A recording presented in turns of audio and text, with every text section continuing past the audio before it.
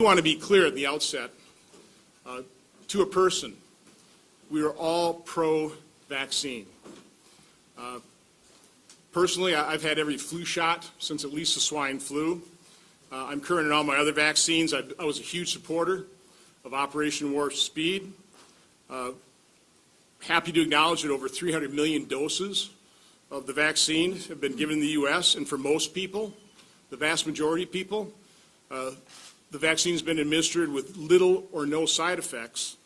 And I personally believe the vaccine has saved countless lives and certainly contributed to the end of this pandemic, which is what everybody in the world wants.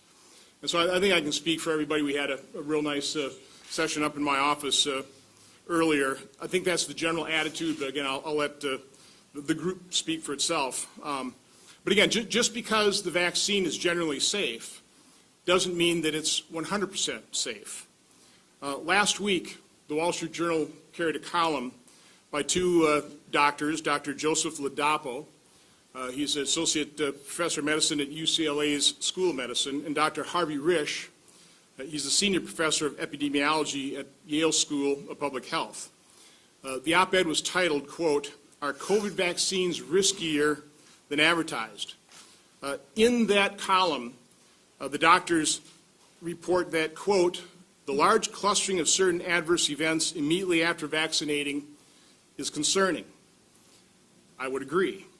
And then they list 4 that follow that pattern of clustering immediately following vaccination, and they're listing low platelets, non-infectious myocarditis, that's what you're hearing about, the inflammation of the heart with generally younger men, deep vein thrombosis, the clotting, and death.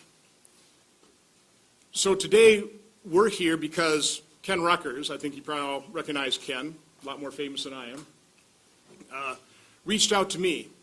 And I'll let Ken tell his story, but the story of him reaching out to me is one that I think everybody will sympathize with. What's been happening over the last year and a half is people that are trying to tell the truth, people that are trying to get answers, are having a hard time getting their truths communicated without being vilified, without being ridiculed, without being censored. And I think that's the general experience of the people in this group that are going to be talking to you today. And so Ken had heard of my advocacy for things like early treatment, but also the fact that I've been raising the issues in the CDC's own warning system, the VAERS system, and taking a fair amount of flack for it and being attacked for it. But I'm not sure, I'll let Ken tell the story, but it seemed like he didn't have any place else to turn. So he called me up, or contacted my office, I called him back, and we got on a Zoom call with members of their group, and it was about almost 2 hours, a good solid hour and a half. I know it went on. I had to go take another phone call. A lot of tears. What I came away from that phone call was, this is a group of people that have a very simple request. They just want to be seen. They want their stories heard. They would like to be believed. Now, from my standpoint, I thought I could at least help on the first 2. I could work with Ken and we could create an event so that they could be seen, they could be heard. It'll be up to the audience to see whether they give them the believe part. At a minimum, I hope they are taken seriously. They need to be taken seriously. So with that, without further ado, Ken Ruckers, I think you all know who Ken is. Yeah. Thank you, Senator Johnson. And I want to thank the media as well for being here. Appreciate you guys taking time out of your day to be here. Get the microphone a little bit closer, you can. I became acquainted with this group, and I'll tell you a little bit about the group in a second, when my wife, Cheryl, took the first dose of Moderna and started to have some adverse reactions. And she'll talk about that in greater detail. And we went through going to see doctors, neurologists, tests, MRIs, and again, she'll talk about that. But her doctors were stumped. As you all know, this is new stuff, right? We're in a lot of new territory. And after lots of tests and scans, she started doing some of her own research because she wanted answers. And that's when she found a physician who had also had similar neurological reactions. And it was on a Neurology Today website, and the physician had posted on it, and they found Dr. Hertz. And that's how this group started. And they found each other. They started a private social media group. And as more people, and this was in January and then February, and the group grew. And as more people took the vaccine, the group continued to grow. And as they grew, they reached out to doctors for help. And you'll hear all kinds of nutritionists and acupuncturists, and neurologists, all kinds of doctors. And without any answers, they wrote a letter and signed the letter, and they sent it out to the CDC, the FDA, and the White House. They reached out to media, local media, national media. They reached out to their local politicians. They tried contacting the drug companies, and without response. I mean, they often use the term, God, we feel ghosted. So without a voice, without with the daily growing population that were experiencing these reactions, and their frustration with not being heard or seen or recognized or believed. I mean, they didn't even have a chance to be believed because nobody responded. My brother and I and Cheryl and Bree started a website. C as in COVID, C19vax reactions.com, and it was a place that they could find each other, travelers in a desert, that provided an idea that, hey, maybe we're not alone as we think. And people started sharing their stories. And there's over 30 stories that people have written and posted on this website, and another 54 or 5 that are waiting to be edited and put on. That's well over 80 people that are reaching out because they want their stories to be heard. I started to do interviews, like video interviews, like Zoom interviews with them, to help them tell their stories. As I got to know the group as it grew, and then another group also came into the fold within that website, there's now over 2,000 people that represent 3 different groups that are, and we got contacted recently with more groups that say, yeah, we're in on this too. They're kind of out there, and we don't even know about them because they're not being heard. But let me just tell you a little bit about the group. They're mostly women. Mostly women.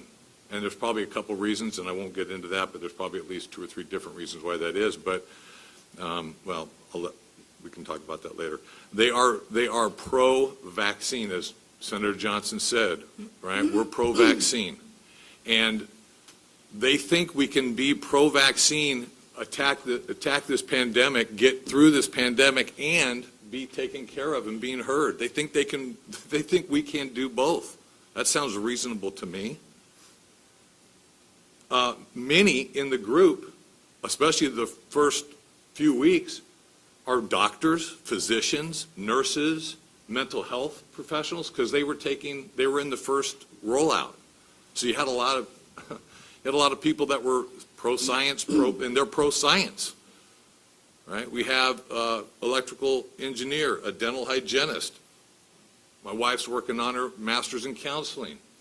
Bree and her husband, who's a PhD in chemistry, right? Candace, who's a PhD. I mean, these are people that are very pro-education, pro-science. And the crazy thing, and I think Senator Johnson mentioned that, and when we got on the Zoom on Sunday, part of what I saw, as you probably see to some degree, they look normal. And they'll talk about vibrations and tingling and numbness and I mean, imagine, it's hard even for me to get to get my mind around when my wife says, yeah, my face feels like, you've been to the dentist, you get a Novocaine shot, and it starts to come back from numbness like a tingling, and then after about 20 or 30 minutes it goes away. But this is her life, this is their life, 24/7. Can you imagine having that tingly, funky, like drooly look, but all over your face or all over your body? And they're searching for medical solutions without any answers. And the other thing I've noticed too with this group, as I've interviewed them and gotten to know them and listened to them talk, is they are desperately vulnerable to medical hucksters. Without the research and without the science and without studying this, they are vulnerable people because they're desperate for their health. So with that desperation, I continued to edit, and I saw these voices that weren't being heard. And so I just uploaded on the website Maddie and Stephanie's story, and I thought to myself, my goodness, this seems like a no-brainer to me, right? You have people that are fellow Americans that are being hurt, no fault of their own. They were moving forward to help us all move beyond the pandemic and get vaccinated, and now, a small percentage, right? And I thought, man, that's a no-brainer. And Senator, I don't know why. I mean, I'm living out in Oregon, but Senator Johnson came to mind. He seemed like, to me, as the sound bites I'd heard over the last few years, seemed like a decent man. He seemed like a good man. And I was at my wit's end, not because I needed help, but because I'd heard their stories. And so I called up Senator Johnson. He called me back later that day. I was overwhelmed. And when I told them, the rest of the group, the news, they were overwhelmed because they felt like, wow, we're finally being heard. And so we're going to show a video. Yeah, we're going to show a video, and then they're going to take a turn sharing their stories. So if you want to run that, turn off the light there so people can see it. Thank you. So thank you again for being here and for seeing them and believing them and hearing them.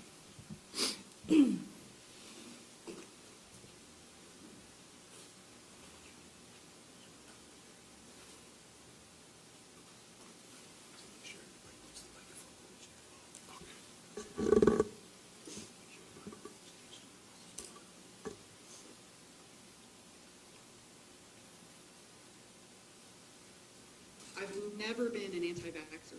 I have received every vaccination possible. I am pro-vaccine and pro-science. My children have all been vaccinated. I was part of the phase 3 clinical trial for AstraZeneca here in the United States. This is my daughter, Maddie, who was in the Pfizer vaccine trial for 12 to 15-year-olds. I received Moderna. 1 dose of Moderna. I received my Pfizer vaccination. I was ready to do it for my family, for my community, and for me to get back to my career. I lined up to get this vaccine in the clinical trial, so obviously I was pro-vaccine going into this. I still am pro-vaccine. We weren't worried. She just said she didn't think anything would happen. Started not feeling well in the middle of the night. She came into her room. Her heart felt like it was being pulled out of her body and then up through her neck. I started to feel dizzy. I had heart palpitations. Felt like I couldn't breathe. And my leg buckled. I literally looked down to see that I had legs, but they were not there. They were not functioning. I couldn't feel my feet. I couldn't feel anything from the waist down. My face has paresthesia, and so it tingles and burns all the time.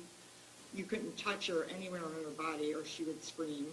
I was having these shaking fits, and I would explain it as my body just violently shaking. I sat her down and gave her my will, and I actually recorded it so that my son wouldn't have to go through if I didn't make it. I feel like I'm on a accordion, that my body is just going to snap and fold up, and they're going to place me in a little box. The one doctor that was in charge of my case told me to get used to being handicapped, which, excuse me, feel debilitated. I am debilitated. I wish I could show my daughter what she was like before all this. So that they could see there was nothing wrong with her. She was perfectly happy. I was fine one day, and then I wasn't, and I didn't develop MS overnight. You can tell me all the things that I haven't had, but you can't tell me what I have had. And I can tell you that I've had the vaccination. Which I myself, I know for a fact that this was a reaction to the vaccine. I think they thought I was crazy. I really do think that I was crazy until I found others like me and was able to tell them, look, I'm not the only one suffering this, guys. Like, there are more people that this is happening to. Know that there is a bigger risk with kids and admit it. Admit all the symptoms that Maddie had in the report, because they're not all in there. We're not seen. We're not people. We're invisible. I want to be seen, I want to be heard, and I want to be believed, because I think from those three things will be the answers. I'm very much pro-science. I think that science will be able to get us out of this. I guess that's how I'm going to end it. I'm not going to stop, I'm not going to give up, and I'm not going to shut up.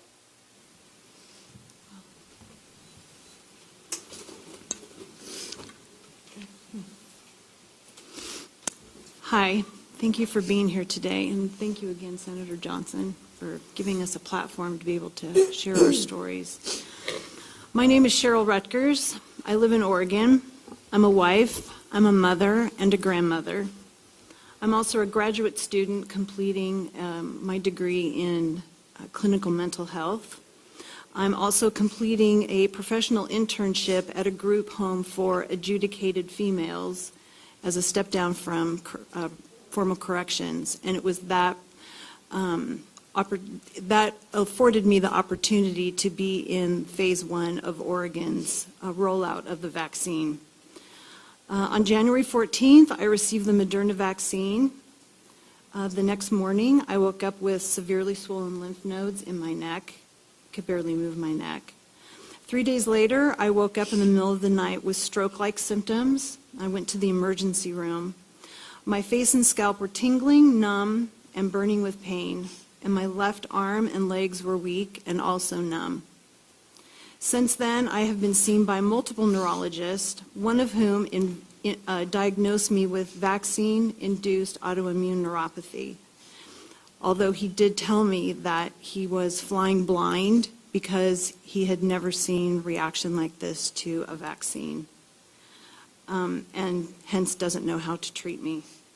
I also had one neurologist who diagnosed me with multiple sclerosis, despite stating that my brain scan showed absolutely no evidence of disease. I do not have MS, no. My scans are clean. Over the course of 5 months, my neurological symptoms have intensified to include neuropathy in both feet, involuntary muscle twitching and weakness, internal tremors, intermittent essential tremors in my hands. I have sort of Parkinsonian symptoms. I have debilitating brain fog. I have facial paresthesia and nerve pain. And that happens all day long for the last 5 months. I said in the video that I feel debilitated, and this has been debilitating for me. Before my vaccine, I was very healthy and active. I enjoyed fly fishing and mountain biking, hiking, and chasing after our grandkids. I also enjoyed my graduate studies, and I also just went to the doctor once a year for annual checkups. I was very grateful for good health because I have friends who do not have good health. Since my vaccine, I have debilitating brain fog and an inability to sustain my focus on my studies and my demanding internship, to the point that I had to drastically reduce my counseling client load by 75%. My neurological symptoms have left me barely able to function some days, and the internal tremors create a type of fatigue that I have never experienced before. I'm unable to fully participate in the activities that I enjoyed before being vaccinated. My life has been negatively altered as a result of my vaccine. Will I get better? Will I develop Parkinson's or MS or ALS or another neurodegenerative disease? I don't know, and my doctors can't tell me if they know. So what do I want?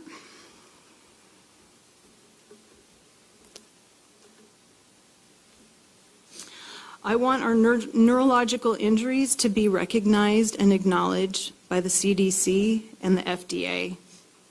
This will allow the medical community to research with freedom and openness that's necessary to help us and the many people that are coming behind us. As it's been stated, I'm pro-vaccine, I'm definitely pro-science, but I'm also pro-informed consent. And these vaccine injuries are real, but people don't know. People need to understand that these reactions exist and they need to be researched. Thank you.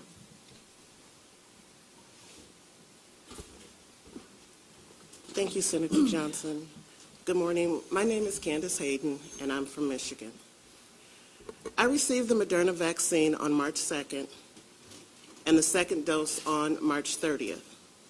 On April 18th, I had a typical day, swimming, running, and gardening. I was beginning the training for my next triathlon. At 7 p.m., I turned to my left and felt an odd pain under my shoulder blade. I took a step and my right leg buckled slightly, but I didn't think anything of it. I continued with my day. And then around midnight, I went to stand and both my legs buckled. I was suffering from severe paresthesia and was partially paralyzed from my chest down.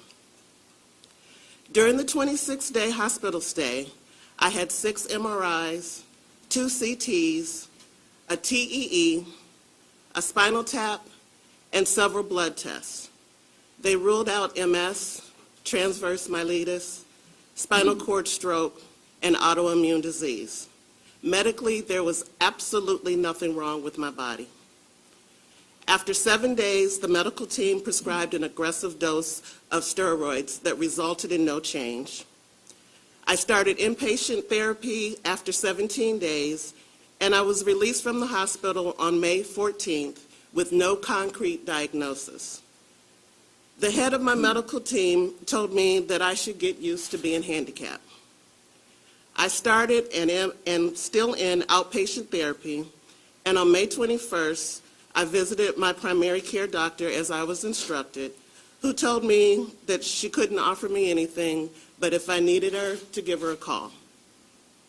My medical team at the hospital refused to associate my condition with the vaccine, and I continually asked them to report to VAERS, but I don't think that they did. It defies my imagination that we can find each other. But the medical community refuses to draw the lines and recognize that people are suffering similar adverse side effects.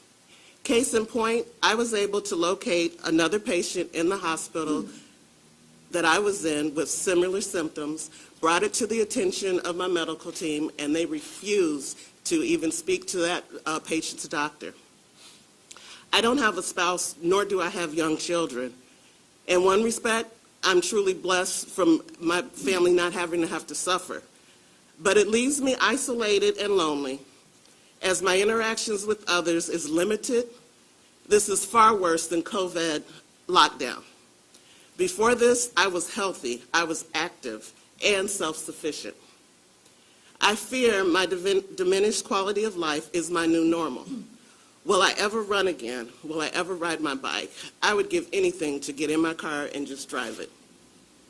My greatest fear is for others like Maddie, the children, those that are younger that don't have a voice, that can't tell you how they're feeling, that don't understand why their legs are no longer working. I am pro-vaccine. I am pro-science, and I understand the vaccine is for the greater good. However, I also understand that we represent a small portion experiencing negative side effects. We trusted science, and we did our part. As a result, we are now synonymous to wounded soldiers who should not be left behind. We are asking to be seen, we are asking to be heard, and we're asking to be believed. Thank you. Hi, I'm Christy Dobbs. I do really appreciate you all being here today.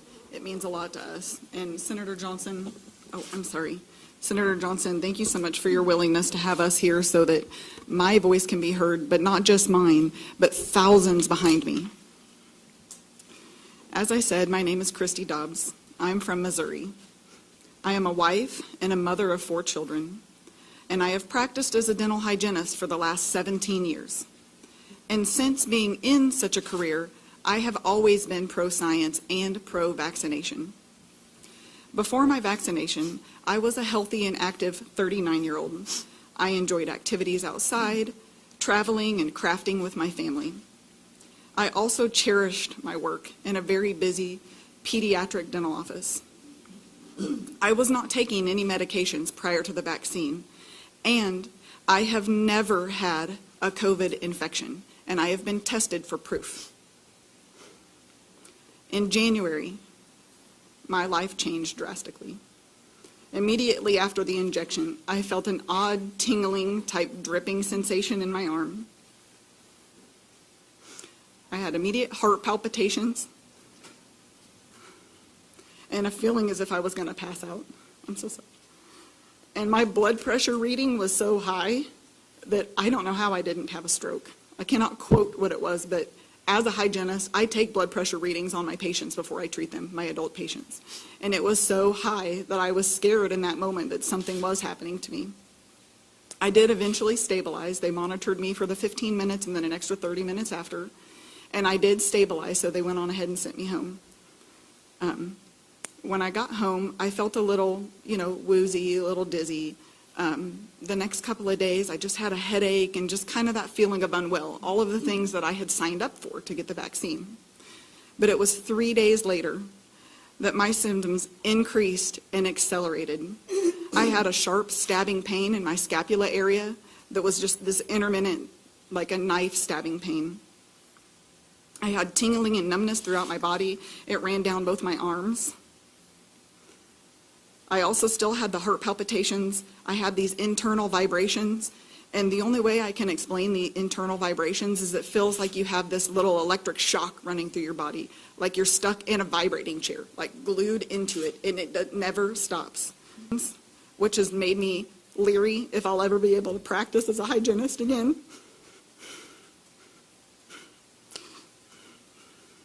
And like Cheryl, I am so fearful that I may have some sort of neurological issue after this with Parkinson's. They have ruled out MS, but again, they have not told me that I have anything. They can tell me what I don't have. I have swollen lymph nodes, brain fog. I had brain fog so extreme that I would be having a conversation with someone and I would black out. Try to come back to that conversation and nothing was there. Swollen lymph nodes, muscle weakness, unexplained skin rashes. I had convulsions and nighttime seizures. I had to have my 6-year-old daughter wake me up from a fit in the middle of the night. No 6-year-old should have to do that for their parent. I have also experienced thick, clotting, heavy menstrual cycles. I was so afraid that I literally, and I have it with me, I prepared my will and my obituary for my family because I didn't think that I would wake up to the next day. I have reported my symptoms to VSafe, VAERS, CDC, FDA, Pfizer. I have also sent information to 2 very well-known research institutes, and I have also reached out to prestigious universities. I've been dealing with this for 5 months. These past 5 months, my severe neurological reactions continue to plague me. Every day feels like I'm trapped in the movie Groundhog Day. I go to sleep praying, thinking I'm going to wake up the next morning and be better. And I'm not. I've had multiple tests, more than any person should have to go through this time in their life. I have had x-rays, blood work, MRIs, CT scans, ultrasounds, EEGs, and more. To date, the medical community has still remained baffled and unable to restore my health. I'm scared and frightened for my future. So I do have hope, and this is why I'm here today, speaking out. This is not an easy thing to do, guys. But I hope that our conditions will be researched and studied. I hope that we can find a solution and a pathway to health. That's all we want. I would give anything. I would give my whole life savings if I could go back to January 17th and never to have had to experience this in my life. And 3, that those that are suffering and that those that will come behind us, because the vaccine is still rolling out, that they will benefit from us coming forward and speaking today. We have suffered long enough. I think that we do deserve this time that you've given us today, and we are so gracious that you've taken your time to be here today. But we do deserve to be seen, which you are seeing us today, and heard, you're listening, but we need to be believed. That is the biggest issue. We just want you guys to believe that this is real. We are real Americans. We are real people experiencing these side effects. So I thank you for doing just that today. Real close, Stephanie. So we can hear you. All right. So first, thank you, Senator Johnson, for the opportunity to share Maddie's story, and to all of you for your willingness to listen. This isn't easy for me, and this has been very clearly emotional. So I'm going to read what I've written so I don't lose track. My name is Stephanie, and this is my daughter, Maddie, and we live in Ohio. On January 20th, Maddie received her second dose of the Pfizer COVID vaccine as a participant in the clinical trial for 12 to 15-year-olds.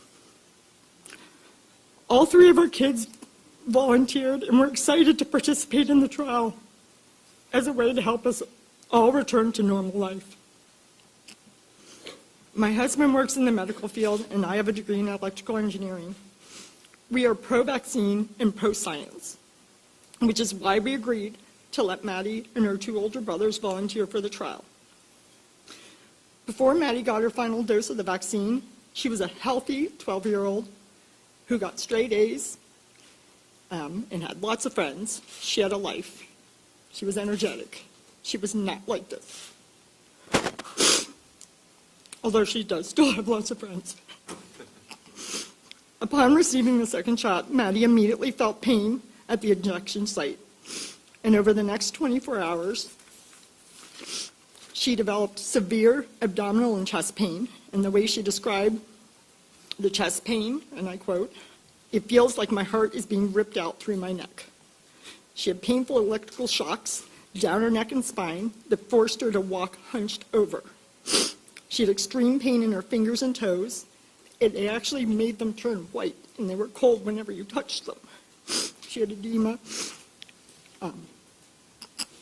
So my husband immediately took her to the ER as instructed by the vaccine trial nurse administrator, which is what we were instructed to do.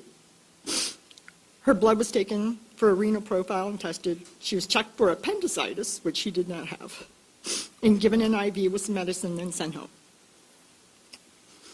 However, in the discharge papers from the Children's Hospital ER that she went to, the diagnosis stated adverse effect of vaccine initial encounter. This would be the only time that that was written in her medical charts, but it's in there. Over the next 2.5 months, her abdominal, muscle, and nerve pain became unbearable. She had developed additional symptoms that included gastroparesis, nausea and vomiting, erratic blood pressure and heart rate, memory loss. She mixes up words, brain fog, headaches, dizziness, fainting. She fell and hit her head, and then seizures. She developed verbal and motor tics. She had loss of feeling from the waist down and muscle weakness. Drastic changes in her vision, urinary retention and loss of bladder control, severely irregular and heavy menstrual cycles, and eventually she had to have an NG tube put in to get nutrition. All of these symptoms are still here today. Some days are worse than others.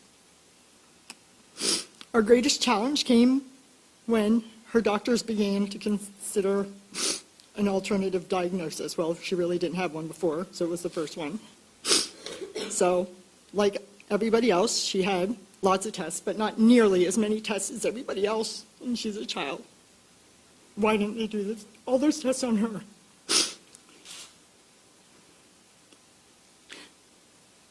Sorry.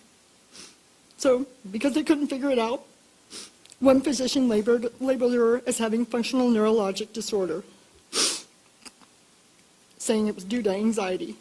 This concerned us, and we didn't agree with it because she doesn't have anxiety. Look at her. I mean, what 13-year-old can sit here calmly, okay, if they have anxiety or mental issues? At one point, they even tried to admit her to a mental hospital.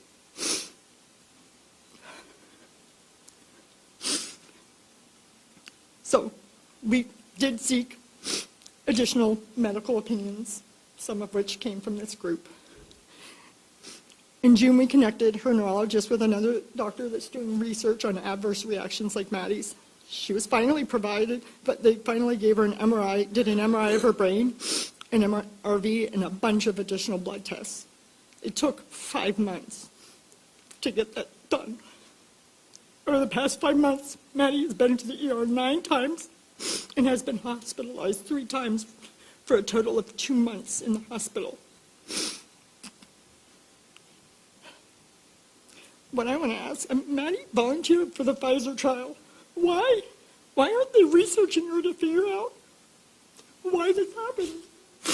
So other people don't have to go through this. Instead, they're just saying it's mental. If anybody's mental, it's me. So today our journey as parents to help our daughter Maddie continues. All we want is for Maddie to be seen, heard, and believed, because she has not been. And we want her to get the care she desperately needs so that she can go back to normal. Why is she not back to normal? She was totally fine before this. She did the right thing trying to help everybody else, and they're not helping her. Thanks.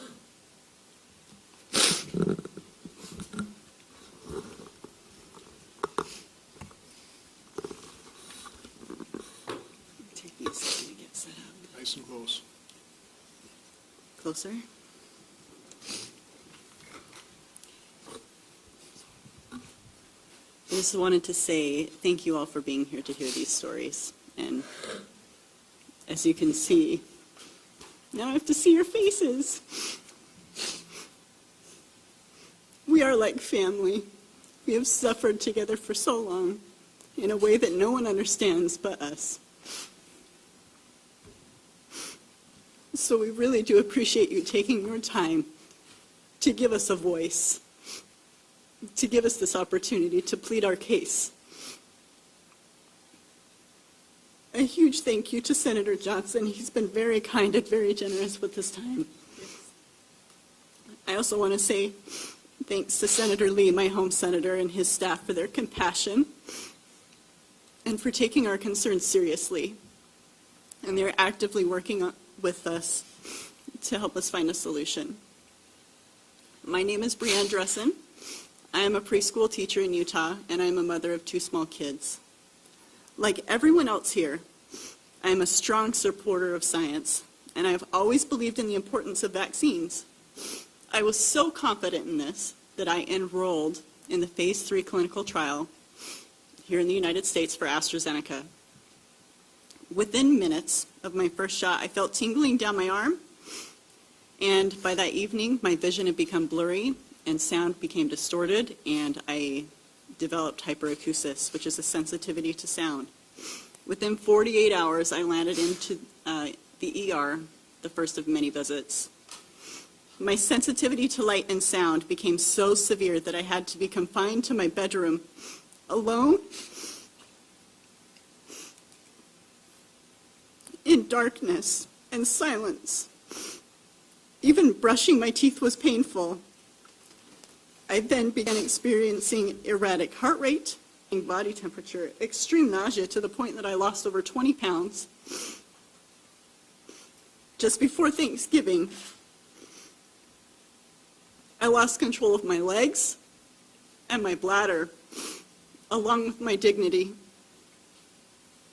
At the hospital, I was treated for a severe migraine, and when that didn't resolve anything, they told me it was anxiety.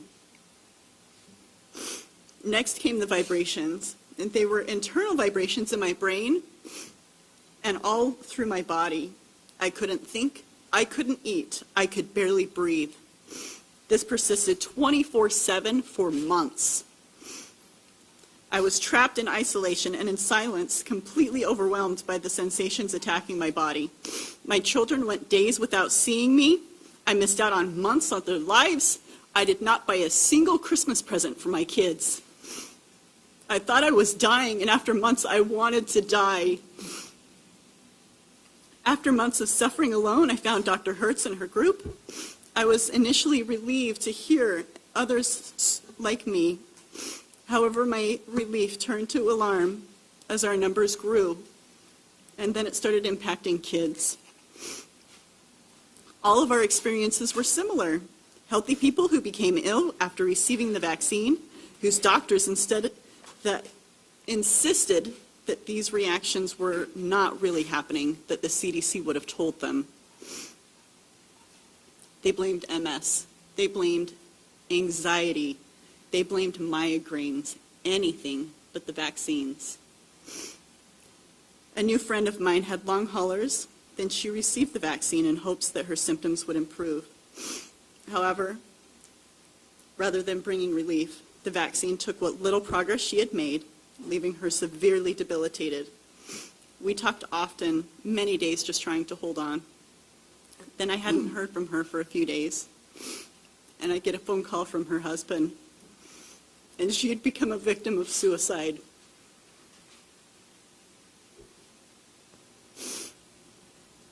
The human toll is real. This is not some benign reaction. This thing overtakes your body, and you have no choice but to hold on and hope that you survive. We have been robbed of our cognitive abilities, our physical abilities. We cannot work. We cannot care for our families or our children or ourselves. We are struggling to make it through each day, abandoned by our healthcare teams. We are the collateral damage of the pandemic. As you can see, I am recovering. I can walk. The touch of my little son's hand no longer feels like it's setting me on fire. The sweet sound of my daughter's voice no longer feels like it's attacking my brain. But I have a long way to go. I still am unable to work or care for my children. We had to refinance our home to hire a nanny. Before this, I took one medication, a thyroid pill, every day, and now I am on 9. And that's just to turn down the dial just enough to make the symptoms bearable. We all volunteered to receive the vaccine to try to help to end the pandemic, but now we are suffering. COVID has impacted all of it. COVID has impacted all of us. For some, it has resulted in loss of life. For others, they are now long haulers, debilitated and suffering. There are long haulers who have got the vaccine and their condition improved.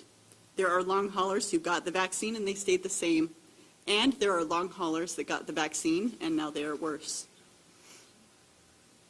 And there are some who never had COVID and are now severely debilitated and sick. This is us. We are part of the full picture. Please do not erase us. Please do not make us invisible. To the media, we need your help to start the conversation, to help us end the stigma surrounding the term COVID vaccine reaction. To the CDC and FDA, we desperately need you to communicate with the medical community what is happening. To our elected officials, we need help getting momentum for research for early intervention strategies so that when these patients do arrive in the ERs and hospitals, physicians will be equipped with the knowledge and tools to help us. To the medical community and to research institutions, please help us. Please hear us. Please believe us. Thank you. So I hope you can see, I hope you can hear. I think it's pretty obvious why I felt so overwhelmed as I did the interviews. This is what they were saying. This is their story. These are their stories. And that's why I reached out to Senator Johnson. Even as a spouse, my wife wakes up and she looks normal. She is that, you know, they're all fighters. Right? And, you know, I have to fight myself. You know the difference between major surgery and minor surgery? Minor surgery is when you're on the operating table. Major surgery is when I'm on the operating table. Right? Minor face numbness and tingling is when it's yours. Major is when it's mine. And so hearing their stories, you can see why I made the call to Senator Johnson. Thank you so much for giving this group a voice, and they speak for thousands. So thank you for giving thousands of people a voice. Again, Ken, thank you for reaching out. Again, I want to thank the media for coming here and hearing the stories. I'll just say I, for one, believe them. I don't know how anybody can listen to these stories and at least not take them seriously. Yeah, I understand we all want this pandemic to be over. We're all hoping that there was that silver bullet to end it. And so I completely understand now that we have a vaccine and it has been effective and we have 300 million doses and most people receive it and they don't suffer symptoms, why there's such a desire to just overlook, to downplay what's happening to our fellow human beings. That small minority that are suffering severe symptoms. We want to deny that reality. But the first step in solving any problem, and I view this as a problem, is admitting you have one. And I think, unfortunately, because that desire to end this pandemic, I think too many people in the medical establishment and in our federal health agencies are, if not completely ignoring, certainly downplaying what is happening. So what I would like to do is put up 3 charts. These are all supplied to you. By the way, this is what's gotten me attacked. Just showing what is publicly available information by the CDC. This is the CDC's early warning system on vaccines. It's been up and operating for 31 years. It's called the Vaccine Adverse Event Reporting System. Do we have this up yet? It's coming up. There it is. Go full screen.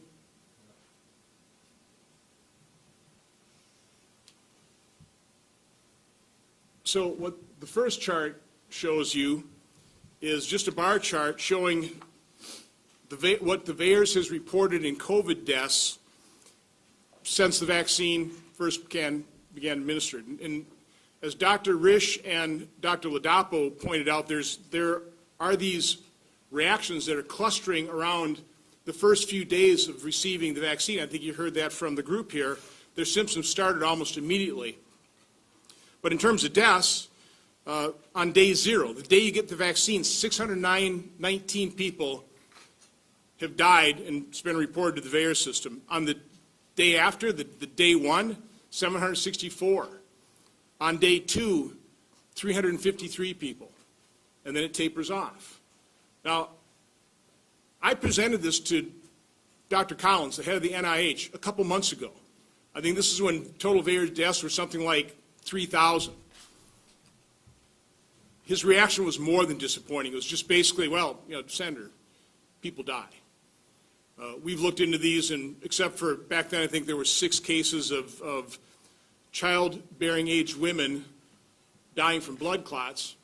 That's the only thing that we've connected to these vaccines. Okay, again, none of us are medical doctors. None of us are medical researchers. We're not pretending to be, but we can see the publicly available information. We can look at the numbers. We can take a look at this data and go, this is concerning. This ought to be taken seriously. This ought to be looked at. Put up the next chart. So here are the actual numbers. And I've got 2 columns here. The first column is the VAERS reports for just COVID-19. This is over the last 6 months, basically. The other column is the adverse effects for 31 years, since the VAERS system was established on July 1st, 1990. So you've got 6 months worth of data sitting right next to 31 years worth of data. So total number of deaths under COVID is 4,812. For the 31 years before the COVID vaccine, all of the vaccines, total deaths were 5,039. We're fast approaching 31 years worth of deaths with just the COVID vaccine. Again, talked about the deaths on days 0, 1, and 2, 1,700 versus, again, 31 years worth, about 1,900. Permanent disabilities, almost 5,000. Over 31 years, it's been about 12,000. Total hospitalizations, 21,440 in 6 months versus 37,694 over 31 years. Now, there are many problems with VAERS. It is far from perfect. It does not prove causation or necessarily even correlation. But one of the problems with VAERS is it dramatically, generally underreports the adverse events. There was a Harvard study that said that the VAERS system only captures about 1%. Now, I would personally think because of COVID, everybody more people are learning the VAERS system. Still, the vast majority of people don't even know this exists. But my guess is you probably have a higher percentage reporting of COVID adverse events than you have in the previous 31 years. Let's go to my next slide. This chart shows adverse events in the first 5 rows, again, over that 31-year period for different drugs. And we're just comparing adverse events for different drugs.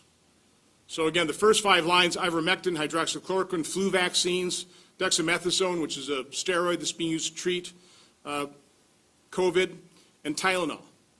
So you got 3 columns here, the number of adverse events over 31 years in the first 5 rows, then you have number of deaths, then you have average deaths per year. So you can see ivermectin, let's just concentrate on death per year. 2 for ivermectin, 23 for hydroxychloroquine, 38 for flu, 150 for dexamethasone. Again, you put something in somebody's body and people have adverse effects. Tylenol, 730 on average per year. It's one of the reasons I've said that, you compare the safety record of ivermectin, hydroxychloroquine to Tylenol. Tylenol is probably the more dangerous drug. Then you take a look at remdesivir. This is the drug that's been given emergency use authorization. It costs over $3,000 per dose, per treatment. We've got 4,699 adverse deaths. No, I mean adverse events related to remdesivir, 1,100 deaths, 1,200 deaths. And I think the real number that you ought to concentrate on is, again, in just 6 months. I mean, remdesivir that's about 1.5 years worth. For COVID vaccines, it's 6 months, 384,000 adverse events, 4,812 deaths. Again, I'm not a medical researcher, I'm not a doctor, but I'm an accountant, I understand numbers. Just looking at the numbers, This is something that would concern me. And I do not understand why our health agencies have not paid attention to Maddie and Stephanie and Christy and Cheryl and Candace and Bree. What's going on? What's happening here? So I was going to ask a couple questions, but I think they've done such a good job presenting themselves. I don't have any further questions. There are so many more stories to be told. Just in the days that I announced this press event, other than be attacked, I've also been inundated with other stories. Everybody wanted me to put their story up on the screen. We will put them up on our website. Once we validate them and verify them, there will be a flood of new information. I know in the press packet, I think there's over 100 links to other news stories. There are journalists that are paying attention to this, that are inquisitive, that are doing investigations, that are taking the stories of people in their local communities seriously, and they're writing stories about it. So we provide those links. There will be a whole lot more because of the courage of this group coming forward and subjecting themselves to the process, possible ridicule, possible vilification. I hope that doesn't happen. But with that, I'm happy to throw it open to questions, and we also offered, once you have the general questions, this group is being generous with the time. They'll sit and do one-on-one interviews as well if you want stories, although I think they did such a marvelous job of encapsulating in a short period of time what they've gone through, and I hope there's some sympathy here, and I hope people focus on the issue at hand, and I hope at a minimum they're taken seriously. With that, we'll throw it open to questions. Do we have a microphone for the? Okay, so if you want to ask a question, just grab the mic. Jason Calvi with Fox 6. Thanks for your time today. I appreciate it very much. Critics say you're hurting chances of getting out of the pandemic. They point out that 99% of the people that are dying now of COVID-19 are unvaccinated. What's your response to that? So, again, I am happy to answer your specific questions to me when we've, gone through all the questions for the group here. So let's direct those questions. I'll come back. I'll hold a full press conference so you can ask me those types of questions after. Right now, I want to focus on these individuals that have had the courage to come forward and tell their stories.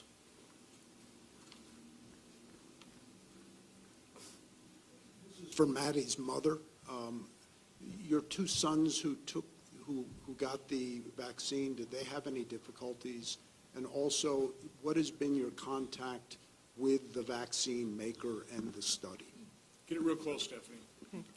So her one brother got the placebo.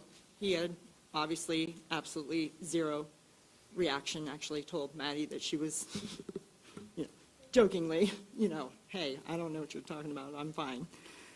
My other son, he got one dose and he got COVID shortly after that. So, yeah.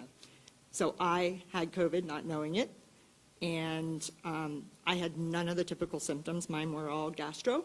So I had no clue that I had it. I got tested only because we were out of town, and that was what you at work in school. So I got tested. I was completely shocked. So that was the day that they got their first vaccination. So in the trial, they did not vaccinate him for the second dose, but they did continue to follow him. He had COVID way worse than I did, way worse. He was sick. He was out of school for almost a month. And then your dealings with the vaccine maker, has there been? We have been dealing directly because we trusted. I would not have let my kids be in a trial if I didn't trust. I trust science. I trusted the doctors. We went to the hospital where the trial was at so that it would make it easier, so that they had access to everything. We thought, I trusted that if I knew there was a risk, I trusted that if something happened, she was going to be taken care of, and she was not. So we have gone directly through the doctor, and maybe that's bad on my part, but it sounds like it doesn't matter if I would have contacted Pfizer, because nobody else is getting responses from them. So I don't know if that answers your question. through this, it's like, especially, and she looks way better now than she did before, but you just don't have the energy to even do that. I was fighting doctors trying to get them to listen to what was happening to her and not say she's crazy. That's where all my time and energy was spent, researching, because nobody else was researching for her. But by the way, I want to encourage anybody else who wants to hop in and provide a response to a question to do so, not just the individual it's been directed to. If you've got something to say on the topic.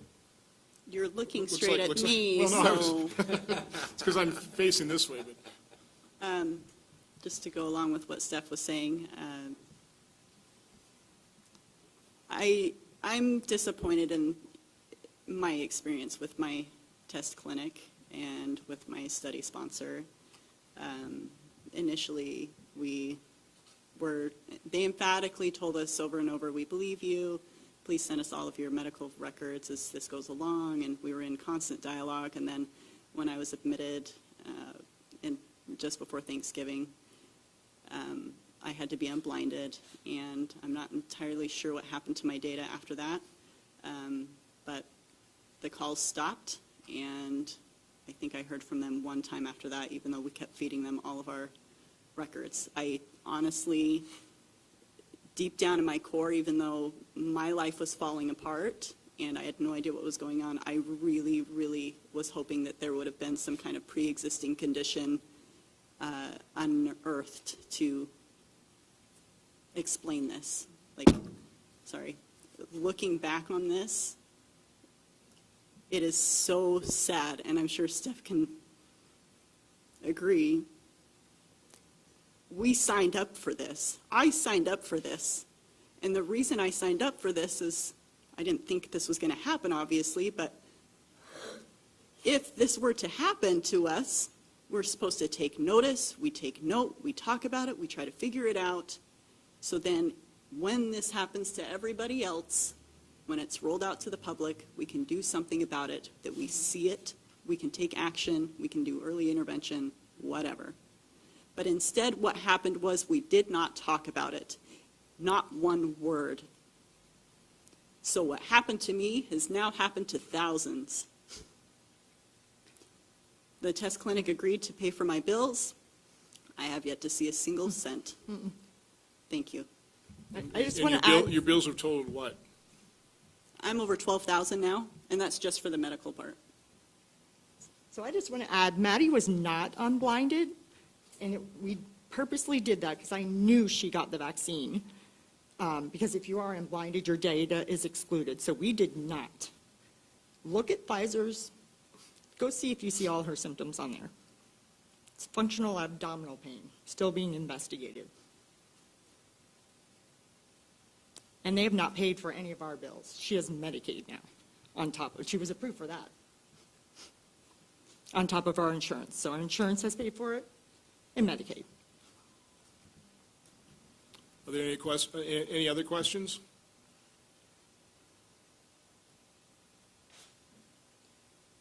Okay, sir? I asked the question to the senator, but I'm wondering what is your reaction when you hear those critics that say this is disinformation to shine a light on your stories? They say that most of the people have not had these negative side effects. So what's your reaction to those? Because you're going to hear those critics, and I want to hear from you on that if you could. Okay, why don't you start? Yeah, I'll start. Yeah, that's a great question. I don't think anybody here, but I'll speak for myself. Yeah, I mean, and I think the senator alluded to it, right? Let's make the truth our friend. Let's make science and honesty our friend. Everyone here knows, including you guys, right? That 99% or whatever that number is, because we don't really know, I hope that we want to know. I think, like Senator said, there's a lot of maybe fear and concern, as you mentioned.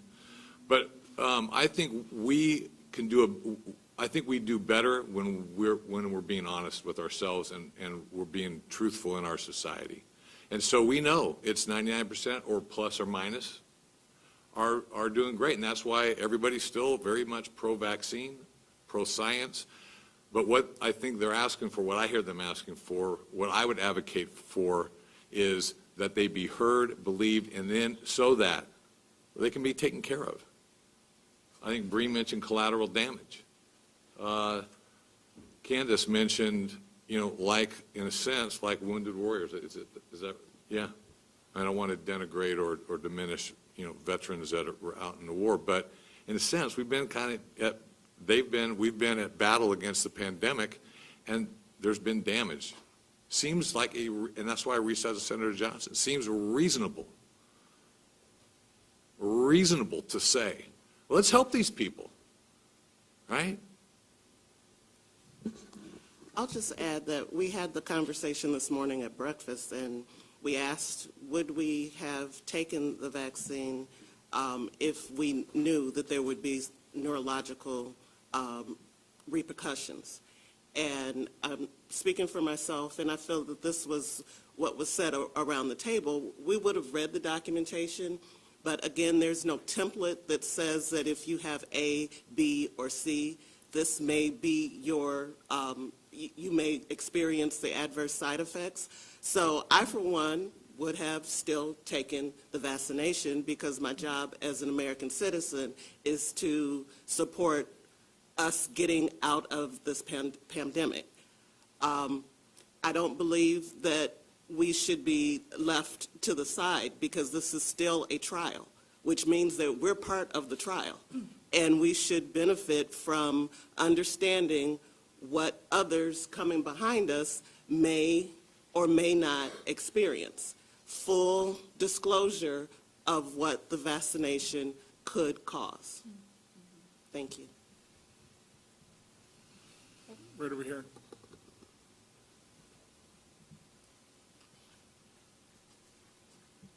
Thank you.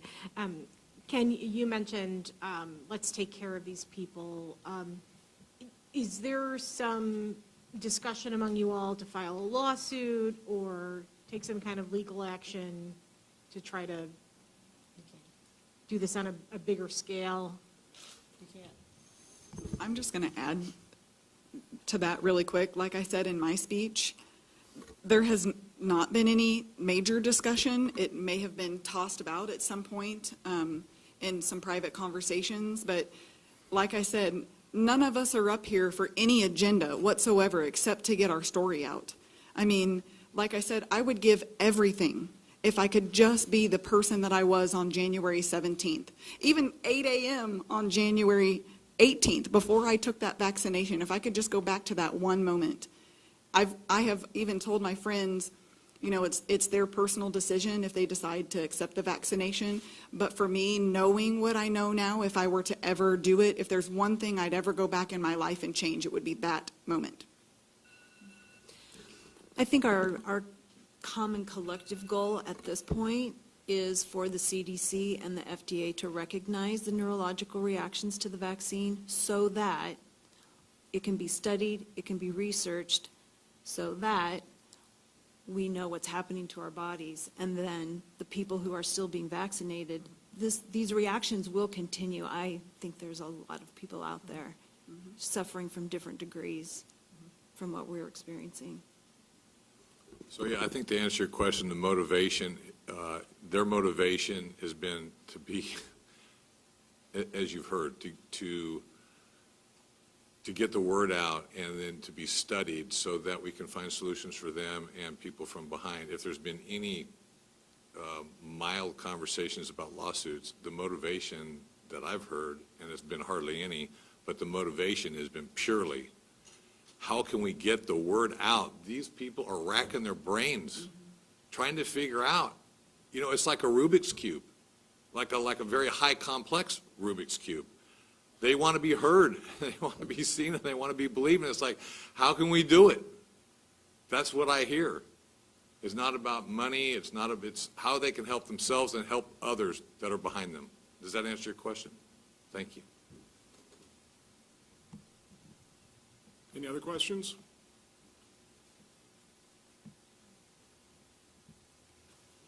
Well, if not, again, I'll let reporters come up and speak on an individual basis with the members of the group here, and I will come back when you're done with those individual interviews. I'll come back and I'll do a press conference to answer any questions you have of me directly, okay? Thank you all.